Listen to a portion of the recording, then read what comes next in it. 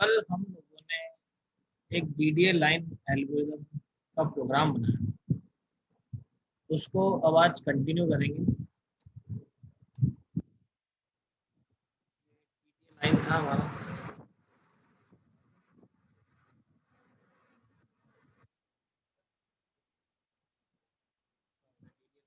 नहीं था क्या प्रोग्राम शायद, कोई बात नहीं, पूरा लिखना पड़ेगा तो पूरा समझ लो एक बार।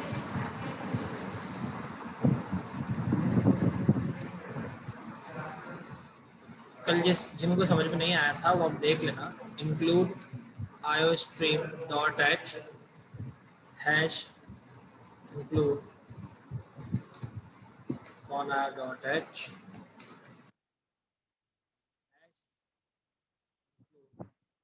Graphics dot H. ये तो दो मेन, तीन मेन हेडर फाइल्स हो गई। ये आपका मेन फंक्शन हो गया। जीरो और जी में डिक्लेयर करना ही है, सी आर होना ही है। इनिट ग्राफ आपको ड्रॉ करना है एक फंक्शन एड्रेस ऑफ जीटी और एड्रेस ऑफ जीएम के साथ में। देन सी ड्राइव में टर्बो सी3 में बीजीआई नाम का एक फोल्डर होगा।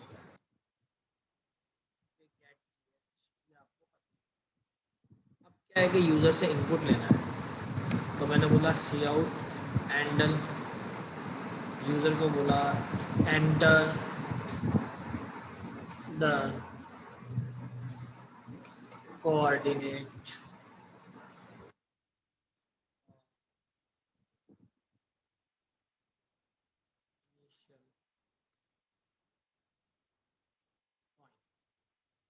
Enter the value of x1 comma y1। इसकी वैल्यू हम किससे ले रहे हैं, यूज़र से ले रहे हैं। किसमें आएगी वैल्यू, सी इन में आ जाएगी, तो x1 cout endl enter the value of x2 comma y2 ले ली, सी इन एंडल सी इन x2 और y2 में ये वैल्यू ईडीए लाइन बनाया और उसमें x1 comma y1 comma x2 comma y2 ये पास कर दिया। अब क्योंकि x1 y1 हम लोगों ने यूज़ किया है तो उसको डिक्लेयर करना भी ज़रूरी है, तो मैंने बोला था फ्लोट हम लोग लेंगे x1 comma y1 comma x2 comma y2। ठीक है। अब क्योंकि मैंने डी एक फंक्शन बनाया है, तो फंक्शन बनाने के दो तरीके होते हैं, या तो उसको मेन के पहले फंक्शन पूरा बना दो, और अगर मेन के बाद आप फंक्शन बनाते हो तो उसका टाइप आपको जो होता है वो ऊपर डिक्लेयर करना होता है। तो पहले तो ये बताओ, इतनी जो कोडिंग हम लोगों ने लिखी है इसमें किसी भी स्टूडेंट को कोई डाउट है तो पहले वो क्लियर करें। ना कोडिंग वाला पार्ट जो हमने लिखा है इसमें किसी भी स्टूडेंट को कोई डाउट है तो वो क्लियर कर दे।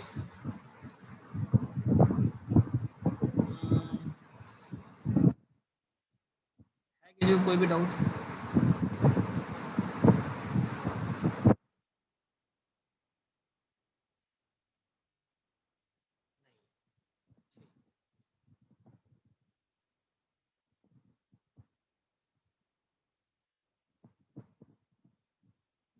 देखो, जो फंक्शन बनाया था void dta लाइन, इसको हमने चार आर्गुमेंट पास करे। पहला आर्गुमेंट है फ्लोट x1, दूसरा आर्गुमेंट है फ्लोट y1, तीसरा आर्गुमेंट है फ्लोट x2 और चौथा आर्गुमेंट है फ्लोट y2। ये हमने पास कर दिया। अब इसके बाद सबसे मेन क्या है, हम लोगों को वैल्यू सेट करनी, इसमें डेल्टा वाई डेल्टा एक्स और एम। तो डेल्टा वाई डेल्टा एक्स और एम, इसमें वैल्यू अगर मुझे सेट करनी होगी तो इसके लिए पहले मेरे पास ये वेरिएबल होने भी चाहिए। तो float d y d x और m, ये तीन वेरिएबल मैंने ले लिए। तो डेल्टा y में मैंने वैल्यू डाल दी y2 माइनस y1, और डेल्टा x में मैंने वैल्यू डाल दी x2 माइनस x1, और m में वैल्यू डाल दी हमने F A B S function के साथ में delta y upon delta x। ये आपको पता ही है मैंने क्या किया है, और F A B S function क्या करता है ये भी आपको पता है कि फंक्शन की एब्सोल्यूट वैल्यू देता है, मतलब पॉजिटिव वैल्यू देगा, नेगेटिव वैल्यू कभी नहीं देगा। ठीक है, पॉजिटिव वैल्यू देगा, एब्सोल्यूट वैल्यू देगा। ठीक है, अब आगे देखो कि फंक्शन की जो वैल्यू है, m की जो वैल्यू, वो मेरे को ये चेक करनी 1 से छोटी है या 1 से बड़ी। तो यहाँ पर दो कंडीशन बनेगी। If first case when m is greater than 1, अगर m इज ग्रेटर देन 1 होगा तो एक अलग कहानी होगी, और एल्स में जाएगा तो एक अलग कहानी होगी। तो यहाँ पे मैं आपकी समझदारी के लिए, समझने के लिए लिख देता हूँ, if m is greater than 1 then x plus plus and find y, ये आपको पता है।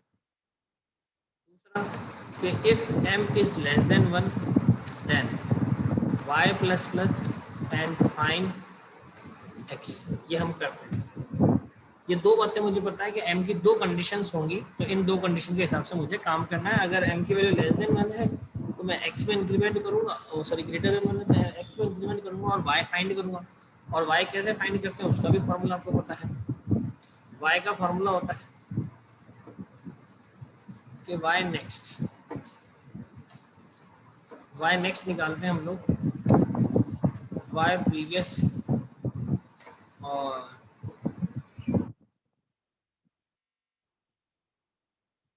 Plus m of x next minus x previous, तो वो वैल्यू हमेशा ही 1 आती है, आपको पता है, क्योंकि एक एक का इंक्रीमेंट हो रहा था, ऑब्वियसली बात है वही आने वाली है। तो इस तरीके से आपका m निकाला जाएगा, मतलब वो m ऐड कर देंगे। और अगर ऐसे ही मुझे x की वैल्यू निकालनी है तो x नेक्स्ट का एक फॉर्मूला होता है, वो होता है x प्रीवियस 1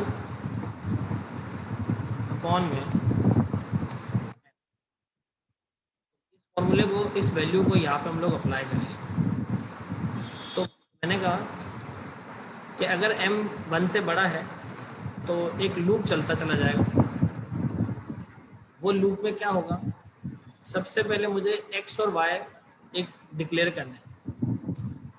तो मैं ये x और y जो है वो फ्लोट टाइप के भी डिक्लेयर कर सकता हूँ और इंटीजर टाइप के भी डिक्लेयर कर सकता हूँ। लेकिन अगर मैं इसको इंटीजर टाइप का डिक्लेयर करूँगा तो आप देखोगे ऊपर x1 जो है वो फ्लोट टाइप का है और x जो है वो इंटीजर टाइप का होगा, तो टाइप मिसमैच की एक एरर मेरे पास आएगी कि मैं x1 के वेरिएबल को उसमें डालना चाहूँ, लेकिन फिर भी अगर मैं फ्लोट को इंटीजर में डालना चाहूँ तो मैं डाल का यूज़ करके, लेकिन उससे क्या होगा, वो उसको राउंड ऑफ कर देगा। तो अभी मैं फ्लोट ही डिक्लेयर कर रहा हूँ x, y अभी के लिए, और x में मैं इन वैल्यू असाइन करा रहा हूँ x1 और y में वैल्यू असाइन करा रहा हूँ y1, जो कि हमेशा होना है, ये फिक्स हो जाएगी वैल्यू।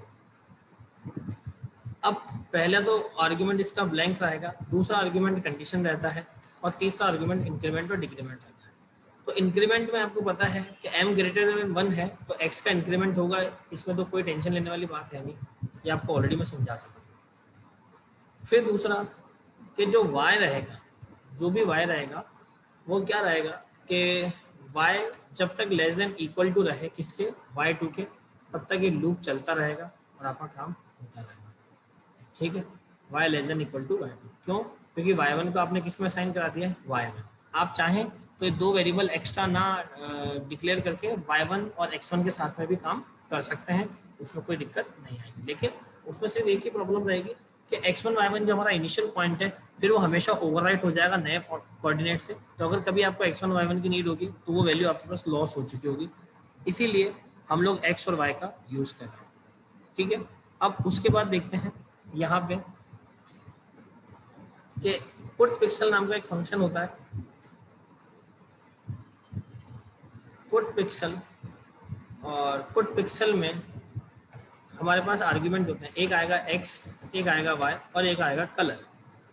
लेकिन बात करता हूँ और उसके बाद क्योंकि मुझे y नेक्स्ट की वैल्यू पता करनी है, y नेक्स्ट का मतलब हो गया y की वैल्यू पता करनी है, तो y की जो वैल्यू आती है उसमें m मुझे ऐड करना है, तो y में प्लस होके वापस उसी में असाइन हो जाए क्या, m। ठीक है, अब मैं आपको बताऊं पुट पिक्सल में जब आप x और y डालेंगे तो यूजर तो, क्योंकि हमने फ्लोट डेटा टाइप लिया है, तो यूजर मेरे पास डेसिमल वैल्यूज भी इंसर्ट कर सकता है। अगर यूजर डेसिमल वैल्यूज इंसर्ट करेगा तो पुट पिक्सल में x और y की वैल्यू भी डेसिमल में जाएगी, और मैंने आपको इनिशियल लेवल पे हमेशा डेसिमल के लिए मना किया है। तो यूजर को इस चीज से समझदारी दिखाने के लिए आपको फ्लोर फंक्शन यहाँ पर लगाना पड़ेगा। फ्लोर फंक्शन क्या करेगा, इस चीज को राउंड ऑफ करके आपको दे देगा।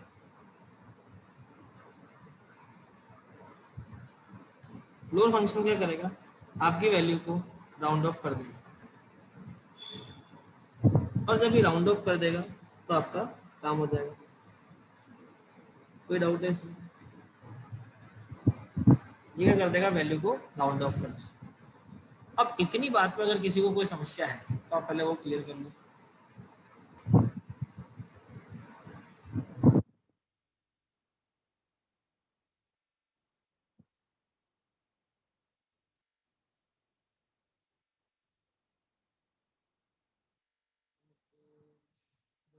एक करके बच्चों के डाउट लेते हैं। नितेश ने कहा सर ये सही है ना कंडीशन, कौन सी कंडीशन की बात कर रहे हो नितेश? अगर दोनों को एंड कर देंगे केतन तो यूजर कुछ भी देना वैल्यू पसंद करेगा, डेसिमल भी, तो उसको कैसे हम लोग रोक पाएंगे? यस प्रतीक, अनम्यूट करो। सर मैं बोल रहा था सर, आपने यहाँ पे जो स्लोप है अगर वो ग्रेटर देन 1 होगा तब x प्लस प्लस करा है, लेकिन सर जब अपन क्वेश्चन सॉल्व कर रहे थे तब तो सर स्लोप लेस देन 1 में x प्लस प्लस कर रहे थे। अच्छा, अपने कंडीशन उल्टी ली थी? हाँ तब उल्टी ली थी और उल्टी अभी ले लिए? हाँ उल्टी है अभी सर। उस टाइम पे कोई बात नहीं, m लेस देन 1 था, 0.7 आ रहा था ना, ले लो। तब x प्लस प्लस कर रहे थे। क्लियर है? Yes sir. ठीक है, yes Nitesh. Sir good morning. Morning Nitesh. Yes sir, इसी कंडीशंस की बात कर रहा था मैं। अच्छा ठीक है ठीक है, वो मैंने उल्टा लिख दिया होगा। यस सर, मैंने कॉपी में देखा, मतलब सर उस दिन तो ये लिखवाया था, फिर आज चेंज कैसे होगी? ठीक है केतन, अब दोनों को इंट अगर हम कर देंगे तो यूजर, तो मैंने बोला यूजर फ्री रहता है, यूजर कुछ भी वैल्यू दे सकता है, यूजर को अपन बाउंड नहीं कर सकते। बाउंड हम हमारे प्रोग्राम के अकॉर्डिंग चलाएंगे, जैसे यूजर डेसिमल भी दे तो दे, हमें क्या दिक्कत है, लेकिन हम यहाँ पे जो डेसिमल वैल्यू आ रही है उसको अपने अकॉर्डिंग यूज कर लेंगे। अभी जैसा लाइन फंक्शन है, लाइन फंक्शन में आप डेसिमल वैल्यूज दोगे तो वो मना थोड़ी ना करेगा लाइन फंक्शन लेने के लिए, वो तो लेगा। बिल्कुल लव कुमार वैष्णव, m के मल्टीप्लाई में x next minus x previous भी आता है, बिल्कुल आता है, लेकिन आप अपने क्वेश्चन उठा के देखो, जो अपन ने क्वेश्चन सॉल्व किए हैं तो हमेशा वहां पे वो जो डिफरेंस आ रहा है वो 1 ही आता है, क्योंकि इंक्रीमेंट 1 से हो रहा है, तो उसको अगर इधर नहीं भी लिखेंगे तो चलेगा। फ्लोर नहीं प्रथम, ऐसा थोड़ी ना लिख पाएंगे, फ्लोर x, y नहीं लिख सकते, फ्लोर एक वैल्यू पे लगेगा, ये राउंड ऑफ करके देगा आपको। दो फंक्शन होते हैं, सीलिंग और फ्लोर, ठीक है, सीलिंग और फ्लोर दो फंक्शन होते हैं, तो अभी अपन फ्लोर यूज कर रहे हैं यहाँ पर।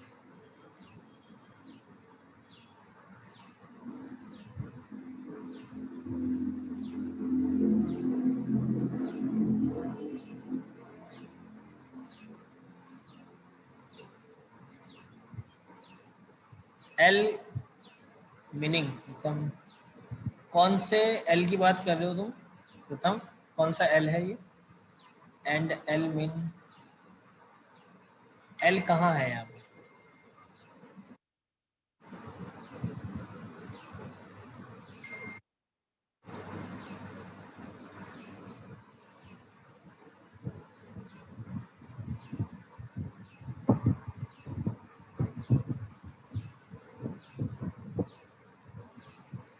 देखो ये जो एंडल होता है ना, इस एंडल का मीनिंग क्या होता है उसको समझो। ये जो एंडल होता है, एंडल का मतलब होता है एंड लाइन। जैसे आपने सी लैंग्वेज में सी लैंग्वेज में आपने नेक्स्ट लाइन के लिए बैकस्लैश ऑपरेटर और एन लिया था, मतलब स्लैश एन लगाते थे तब जाके वो नेक्स्ट लाइन होता है। तो सी प्लस प्लस में नेक्स्ट लाइन में आने के लिए स्लैश एन तो काम में ले ही सकते हैं, लेकिन उसकी जगह एंडल भी काम में ले सकते हैं। तो एंडल का मीनिंग हो जाएगा एंड लाइन। ये आप लोगों ने इस पर पढ़ा नहीं है क्या? पढ़ा होगा ना ये आपने इसमें, मतलब सी प्लस प्लस में आपने पढ़ा ही होगा।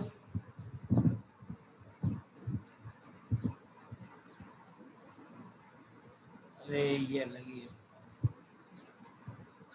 एंड लाइन आपने पढ़ा होगा। तो एंड लाइन आपके पास इस तरीके से,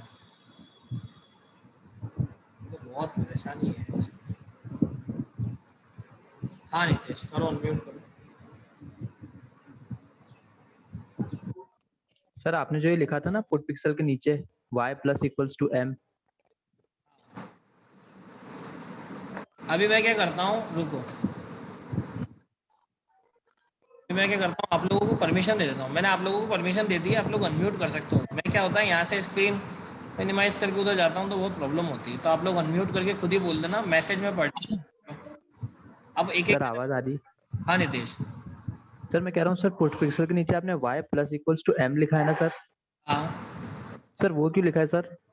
वो देखो इस कंडीशन के लिए लिखा है, ये लिखा है ना अपन ने y नेक्स्ट कैसे फाइंड करते हैं। y नेक्स्ट का मतलब होता है y next is equal to y previous plus m और ब्रैकेट में x next minus, next minus x previous. Yes sir. उसका डिफरेंस हमेशा ही 1 आता है, इसलिए मैंने उसको लिया ही नहीं है।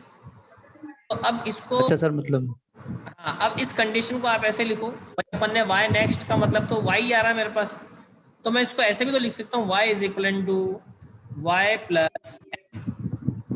अब मैं इसको यस ऐसे, सर लिख सकते हो। या फिर मैं इसको ऐसा बोलूं, बात तो एक ही है।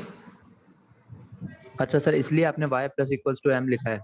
हाँ और सर x नेक्स्ट और प्रीवियस की वैल्यू 1 ही आएगी हमेशा? वो हमेशा 1 ही आ रही है, मतलब आप देखो ना लास्ट अपन ने जो क्वेश्चन सॉल्व किया उसको ध्यान से देखो, सब में टोटल वैल्यू उसमें यस सर देखा था। अपन ने फिर उसको उसी अकॉर्डिंग। क्लियर है? ओके सर, ओ क्लियर है सर। अब नेक्स्ट देखो एल्स में आ जाओ। अब ये जो एल्स फंक्शन है, मतलब अगर मान लीजिए m की वैल्यू ग्रेटर देन 1 हो जाएगी, तो अपने को यहाँ पे भी एक फॉर लूप चलाना होगा। अब यहाँ पे अगर मैं फॉर लूप चलाऊंगा तो इसकी भी तो फर्स्ट कंडीशन क्या हो जाएगी, x और y को असाइन करने वाली वो हमने ऑलरेडी x और y में x1 और y1 असाइन कर दिया है। तो अब अगर मैं कंडीशन लगाऊंगा तो यहाँ पे लगेगा x less than equal to x2। क्यों ऐसा क्यों होगा?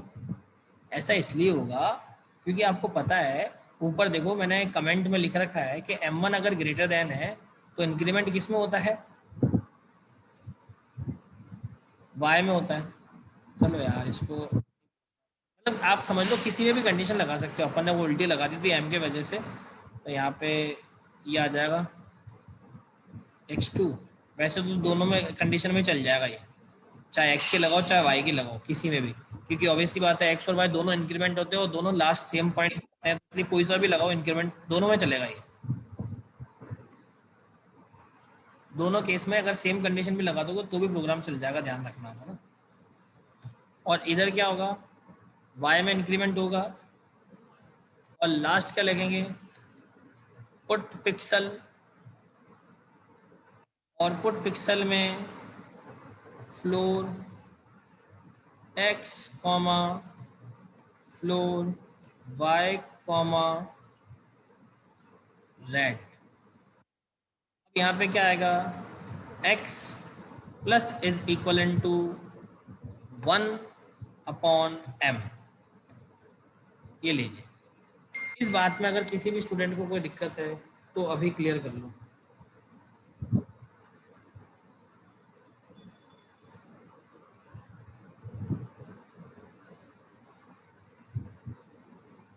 है क्या किसी को कोई भी डाउट?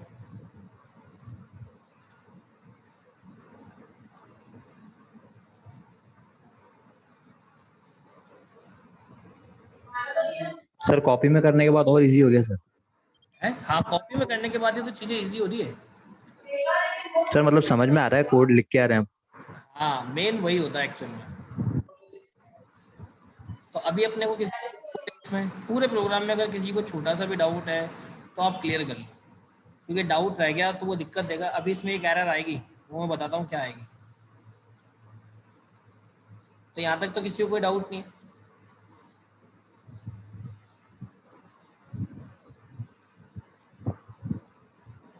अब देखो देखो बच्चों, मैं आपको वापस बता रहा हूँ, अगर आप लोग बोलोगे ही नहीं तो मुझे अपने तो आएंगे नहीं कि आपको समझ में आ रहा है नहीं आ रहा है। सर m इक्वल 1 होगा तो क्या होगा सर? एक्स और वाई दोनों में इंक्रीमेंट हो जाएगा। तो वो तो कंडीशन लगा ही नहीं रखी है। वो कंडीशन की वैसे ज़रूरत होती ही नहीं है, फिर भी क्योंकि वो कंडीशन हमने देख लिया कि यहाँ चल जाएगी। अगर फिर भी आपको लगता है कि नहीं सर मेरे को तो लगानी है, तो यहाँ पे लगा लो एल्स इफ में कि m ग्रेटर देन 1 हो तो यहाँ कर लो, और वरना हर केस में तो एल्स बनेगा ही, तो ये एल्स में यहाँ लगा लेना। और इस केस में अगर m ग्रेटर देन 1 है तो आपको पता है क्या होने वाला है, एक फॉर लूप चलेगा, और इस फॉर लूप में कंडीशन लगेगी कि जब x less than equal to हो x2 से, या y less than equal to हो y2 से, दोनों कंडीशन सेम चल जाएगी। मैंने बोला दोनों कंडीशन है, हर जगह चल जाएगी, कोई भी कंडीशन लगाओ। और इधर कर दो x प्लस प्लस और y प्लस प्लस, दोनों साथ इंक्रीमेंट होंगे, ये तो आपको पता ही है उस केस में। और यहाँ पे आके आपको पुट पिक्सल में एक वैल्यू लिखनी है, वो ये कि floor of x comma floor of y, वो वैसे तो क्या उसमें चल जाएगी हाँ सर, चल रही थी। लिखी एल्स में, लेकिन फिर भी कोई बात नहीं, ये लिख दिया तुमने। अभी क्लियर है? एक्स्ट्रा कोड लिखने की क्या जरूरत है? क्या हुआ? वो एक्स्ट्रा कोड लिखने की क्या जरूरत है, उसी में चल जाती हो तो। वो मैंने तो बोला ही था उसमें चल जाएगी, कोई बात नहीं, लेकिन हाँ, अगर वो m1 होगा तो x में वैसे 1 का इंक्रीमेंट वो होगा फिर। वैसे भी ऑब्वियस सी बात है, वैसे भी अगर वो 1 हो जाएगा तो भी वो एल्स में चल जाती है, लेकिन कोई बात नहीं, चलो। हाँ, 1/1 तो 1 ही होगा ना फिर। हाँ 1/m तो वो 1 ही आएगा, 1/1 1 ही आएगा, बात एक ही पड़ेगी वैसे 1 उसमें। का इंक्रीमेंट होगा फिर। चलो कोई बात नहीं, लेकिन चलने दो, कोई दिक्कत नहीं। हाँ वो भी। जिसको जैसे इजी समझ में आ रहा है वो वैसे कर लो। अभी मेन ये पार्ट ये है कि आपको समझ में आना चाहिए। अब आगे देखो, अभी इसमें एक एरर आएगी, अगर मैं इसको कंपाइल करता हूँ तो एरर आएगी इसमें। एक एरर है एफ ए बी एस का प्रोटोटाइप नहीं है, एक एरर है फ्लोर का प्रोटोटाइप नहीं है। तो प्रोटोटाइप बोले तो यहाँ पे तीनों हेडर फाइल में से किसी भी हेडर फाइल में ये फंक्शन डिफाइन नहीं है, क्योंकि ये मैथ फंक्शन है, तो ये मैथ डॉट एच नाम की हेडर फाइल में डिफाइन होता है। ठीक है, तो आपको ये मैथ डॉट एच लेनी पड़ेगी फाइल, इस बात को ध्यान रखेंगे। Enter the value of x1 y1, तो मैंने बोला x की वैल्यू 100 और y की वैल्यू 200, ये पहले हो गया। दूसरा कोऑर्डिनेट x की वैल्यू 300 और y की वैल्यू हम लोगों ने लिखी 400। लाइन ड्रॉ होनी चाहिए। अरे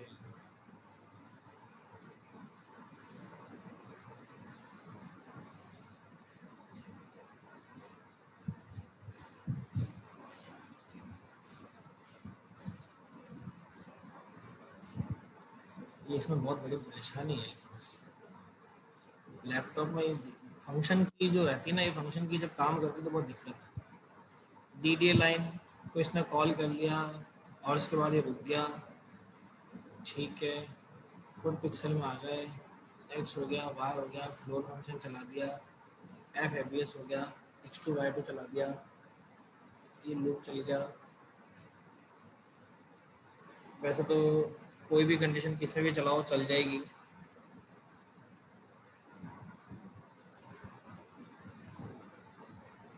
ठीक है, वापस चला लेते हैं एक बार।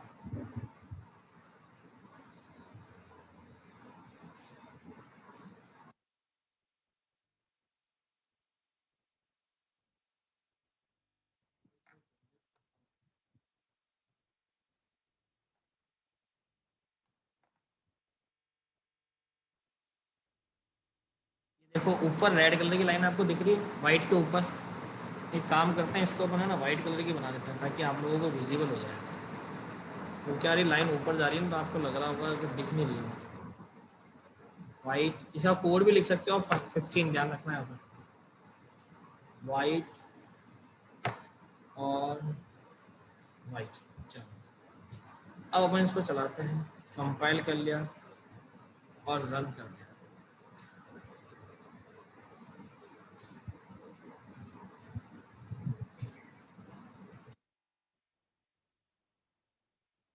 तो ये आ जाएगा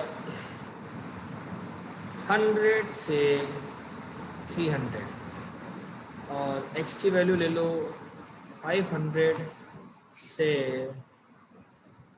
जो है 500 से इसको ले लो कोई 400। ये देखो आ गई लाइन। तो कुल मिला के अब जैसे ये वैल्यू दी है मैं डेसिमल वैल्यू भी दूंगा। मैंने दिया 100.234 200.123 फिर 400.12 और 400.1 दे दिया। डेसिमल वैल्यू दी है, ये तो मना करेगा नहीं मेरे को डेसिमल लेने से, लेकिन मेरा जो बैकएंड में फंक्शन चल रहा है वो अपने आप ही डिसाइड करेगा कि डेसिमल वैल्यू उसका क्या करना है और मुझे लाइन ड्रॉ करके देगा। मैं वैल्यूज कुछ भी दूं, मैंने बोला ना यूजर हर वैल्यू देने के लिए फ्री है, यूजर कुछ भी दे सकता है जो उसकी मर्जी। आप नेगेटिव वैल्यू दोगे ये ले लेगा, आप नेगेटिव वैल्यू दोगे ये ले लेगा और नेगेटिव वैल्यू के अकॉर्डिंग ही काम करके आपको फंक्शन की लाइन ड्रॉ करके देगा। तो यूजर बिल्कुल फ्री है अपनी साइड से, वो कुछ भी वैल्यू दे सकता है, यूजर को अपन बाउंड नहीं कर सकते।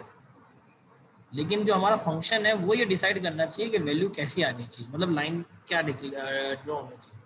यूजर की दी हुई हर कंडीशन के अकॉर्डिंग मेरा फंक्शन वर्क करना चाहिए। तो वही हमारा जो होता है, जो बेस्ट ऑप्टिमाइज्ड कोड होता है वो तभी होता है जब यूजर की हर कंडीशन के अकॉर्डिंग मेरा फंक्शन जो है वो वर्क करेगा। कि यूजर कुछ भी कंडीशन दे दे मुझे उससे कोई लेना देना नहीं है, मेरा जो प्रोग्राम है वो वर्क करेगा एज पर द कंडीशन। बस यूजर वैल्यू कुछ भी दे सकता है, ये बात ध्यान रखिएगा। हम जब भी प्रोग्राम बनाएंगे तो इस बात को ध्यान रखेंगे। -100.12 -200 और x की वैल्यू फिर ले ली मैंने 500.43 और y की वैल्यू ले ली मान लो 400। तो मैंने यहाँ पे माइनस भी लिया है, माइनस पर डेसिमल भी लिया है, माइनस में इंटीजर भी ले लिया है, फिर मैंने वापस माइनस में डेसिमल ले लिया है और एक पॉजिटिव नंबर भी ले लिया, मतलब मैंने हर तरीके की वैल्यू इसमें ले लिया। अब मैं एंटर करता हूँ तो भी ये लाइन ड्रॉ करके देगा, ये मुझे उस लाइन को ड्रॉ करने से मना नहीं करेगा। क्यों नहीं करेगा? क्योंकि हमने कोड ही इसमें ऐसा लिखा है कि यूजर वैल्यू कुछ भी दे उसकी वैल्यूज के अकॉर्डिंग यहाँ पे आंसर आएगा। जो भी वो वैल्यू दे रहा है उस वैल्यू के अकॉर्डिंग यहाँ पे आंसर आ जाएगा, सेट हो जाएगा। तो जो भी यूजर देगा उसके अकॉर्डिंग यहाँ पे आंसर सेट है। तो इसीलिए आपको ये ध्यान रखना है कि जब भी हमारे पास कोई वैल्यू आती है, कोई फंक्शन आता है, तो आप क्या करेंगे, जो भी यूजर दे उसको ध्यान में रखेंगे कि यूजर एक ऐसा इंसान है जो कुछ भी वैल्यू दे सकता है हमारे प्रोग्राम में। लेकिन हमें जब प्रोग्राम बनाना है तो हर बात का हम ही ध्यान रखेंगे कि यूजर गलत दे चाहे सही दे, हम लोगों को ही हर कंडीशन चेक करनी पड़ेगी। आप ये एक्सपेक्ट कभी मत करना कि भैया यूजर वैल्यू सही देगा, ठीक है, कभी सही नहीं देगा, हम तो ऐसा मानकर चलते हैं। तो उसकी हर कंडीशन के अकॉर्डिंग हमें काम करना पड़ता है जब एक प्रोजेक्ट पे काम करते हैं। तो अब अगर इस बात में किसी को कोई डाउट नहीं है तो यहाँ से नोट करना स्टार्ट करो और इस पूरे प्रोग्राम को नोट करो।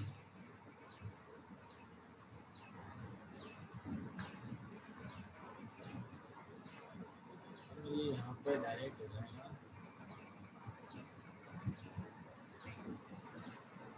सर एक बार फ्लोर का मतलब बता दो ना।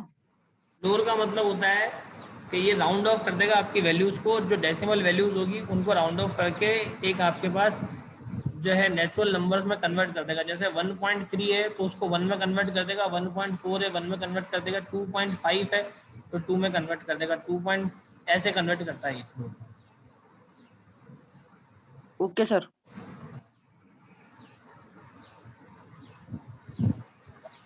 ये लीजिए, नोट करना स्टार्ट कर दीजिए यहाँ से फटाफट इसको। तो ये हमारी DDL लाइन एल्गोरिदम ओवर हुई है।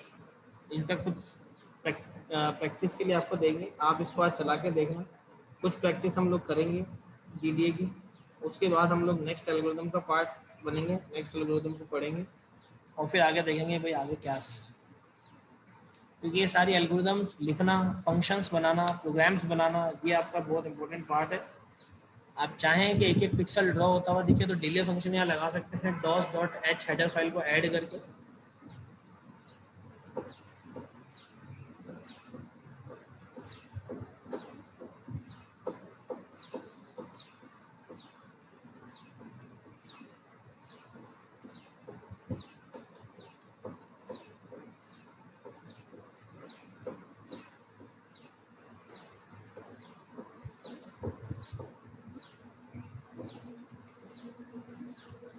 यहाँ तक नोट कर लिया सभी ने?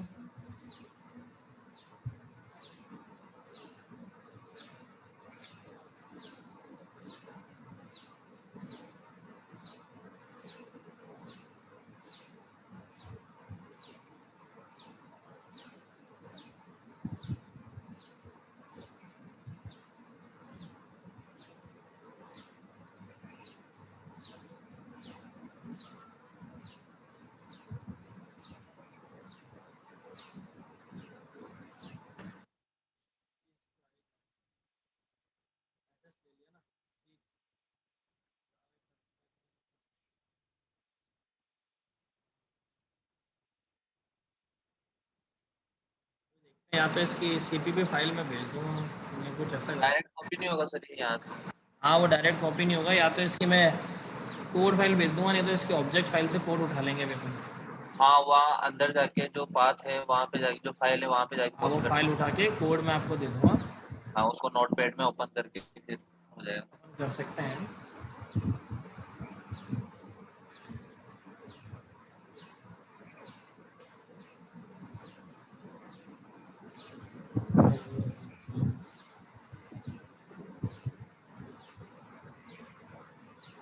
प्रोजेक्ट में तो नहीं, कौन सा फोल्डर में सेव किया था?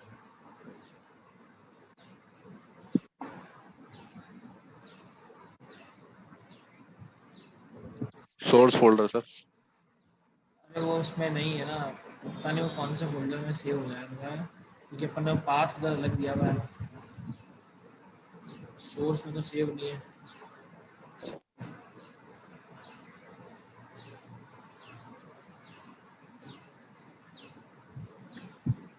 की फाइल से, ये लाइब्रेरी फाइल चल रही है, इसमें भी वो सेव हो नहीं रहा।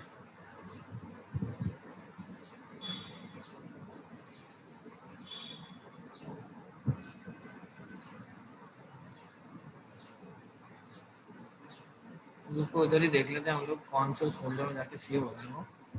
विन में होगा। डायरेक्टरी चेक कर लो सर वापस।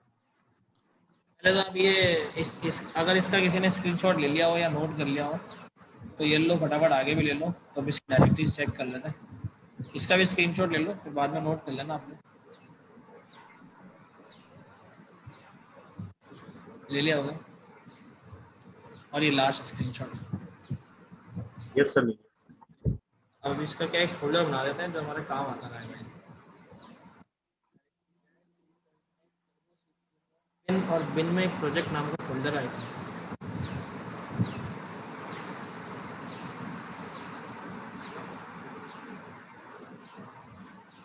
और ये भी कहाँ से हो रहा है, टर्बो C3 में बिन नाम के फोल्डर में सेव है। बिन में तो सेव है नहीं।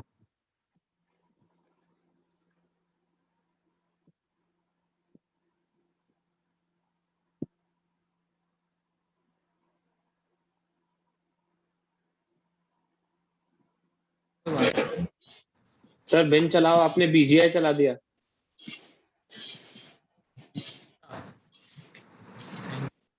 ये देखो ये आ गया आपका DDA लाइन। तो अब हाँ ये सर, यहाँ से नोटपैड में मैं ओपन आपके कर। ग्रुप में भेज देता हूँ, तो आप इसको यहाँ से नोट कर लेना, ठीक है। CPP फाइल में यहाँ से भेज देता हूँ, तो आप यहाँ से नोट कर लेना। और अभी इसका पाथ चेंज करके हम लोग काम करेंगे। हम लोग यहाँ सेव नहीं करें, प्रोजेक्ट नाम के फोल्डर में ही सारी चीज़ सेव करेंगे, तो इजी रहेगा। ये मैं आपके लिए अभी भेज देता हूँ, ठीक है। चलो, तो ये एक बात हुई गाइस, है ना, एक बात हमारी। अब और एक इम्पोर्टेंट बात है, वो ये देखो कि DDA लाइन जो एल्गोरिथम हमने पढ़ी है, इसका एक छोटा सा प्रैक्टिकल क्वेश्चन मैं आपको दे रहा हूँ। मतलब वही थ्योरेटिकल आपको कॉपी में ही करना है, एक एक कोऑर्डिनेट निकालना है और देखना है। तो DDA लाइन एल्गो से आप उसको सॉल्व करना है, एक असाइनमेंट है। वो ये है कि कोऑर्डिनेट अगर 4,7 टू 11,15 आ जाए, ये मैंने दे दिया 11,15 18 वोटेवर कुछ भी दे दिया। तो अब इसके बीच के सारे कोऑर्डिनेट्स क्या होंगे वो आपको बताना, बीच के जितने भी कोऑर्डिनेट्स हैं वो आपको बताना है कि वो क्या होंगे सारे कोऑर्डिनेट, ठीक है। 4,7 टू 11,15 के बीच के सारे कोऑर्डिनेट आपको बताना है। तो पहले m निकाल के चेक करेंगे कि वो ग्रेटर देन 1 है, लेस देन 1 है या इक्वल है, और उसके अकॉर्डिंग आप इस पर काम करेंगे और सारी वैल्यू को आपको बताएंगे। ये एक क्वेश्चन आपके लिए असाइनमेंट रहेगा जो आपको करना है। हाँ, उसी मेथड से करना है जो अपन ने मेथड मैंने आपको करके बताया था, सेम मेथड आपको यूज करना है, सेम मेथड आपको यूज करना है। तो ये तो एक बात हो गई। हाँ बिल्कुल, असाइनमेंट रजिस्टर में सॉल्व करने की जरूरत नहीं है, ये तो आप अपनी कॉपी में ही कर लेना। असाइनमेंट रजिस्टर में सॉल्व करने की जरूरत नहीं है, अपनी कॉपी में ही कर लेना। असाइनमेंट रजिस्टर में करने के लिए मैंने ऑलरेडी 7 असाइनमेंट्स आपको दिए हुए हैं, वो आपको करने हैं। आप चाहो तो एक छोटा सा असाइनमेंट और दे सकता हूँ, लेकिन अभी DDA एल्गोरिथम पढ़ रहे हैं, कुछ साइंस एल्गोरिथम पढ़ रहे हैं, तो अभी इनको पढ़ लेते हैं। धीरे धीरे आने वाली क्लासेस में वैसे भी मैं असाइनमेंट देने ही वाला हूँ, तो आपको पढ़ना ही है, ठीक है। अभी आपको पढ़ना ही है। तो एक असाइनमेंट आप चाहो तो कर सकते हो, लेकिन नहीं कोई बात नहीं, बाद में करना। अभी कुछ और फंक्शंस बताऊंगा उसके बाद। CG प्रथम लास्ट ईयर तो 2D सिलेबस में ही था, लेकिन इस बार 2D के अलावा इसमें 3D भी है।